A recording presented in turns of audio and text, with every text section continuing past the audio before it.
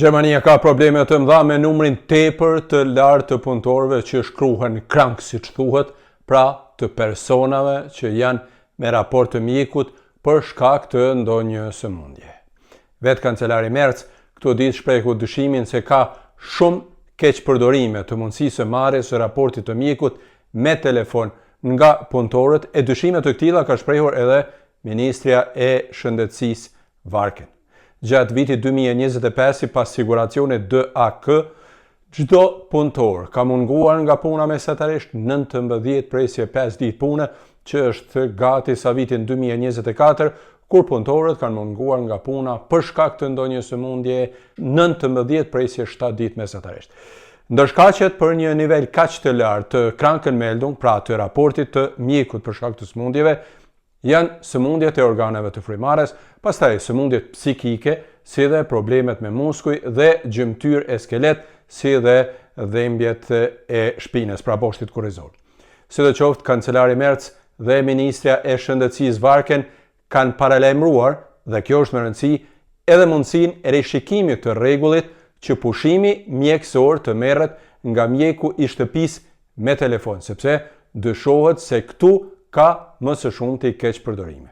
Edhe vetë mjekët thonë se shpesh nuk mund të vlerësojnë vërtet nëse personi është i sëmur apo jo, sepse ai ka të drejtë që deri në 5 ditë të kërkoj raport të mjekut pa shkuar në ordinancë për sëmundje të caktuara.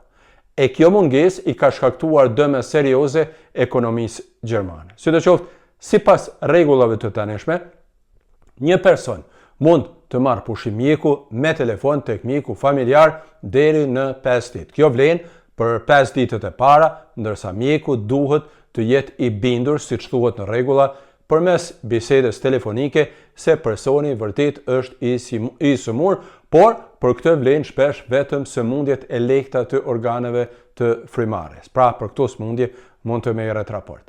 Raportet e mjekut për ditët e caktuara me ligj mund të merren edhe për prindërit për shkak të sëmundjeve të fëmijëve eventuale.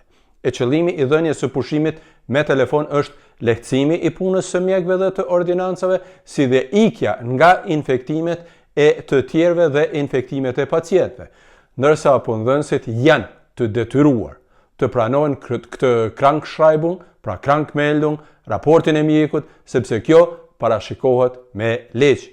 Por pikërisht këtu dyshohet se ka më së shumti keq përdorime. Sidoqoftë, debati ka filluar e nëse vërtet do të bëhet ndonjë ndryshim apo rishikimi i rregullit, unë me siguri që do t'ju njoftoj menjëherë, sepse kjo na prek natyrisht të gjithë neve që jetojmë në Gjermani. E ju, nëse doni, shpërndajeni këtë video dhe mos harroni të abonoheni në kanalet e mia, sepse kështu ju vijnë informacionet në kohën reale. Unë ju falenderoj shumë që jeni me mua dhe uroj që të jeni shëndosh e mirë, si të thot populli jon, dhe të mos keni nevojë fare për raportet e mjekut. Mirupafshim.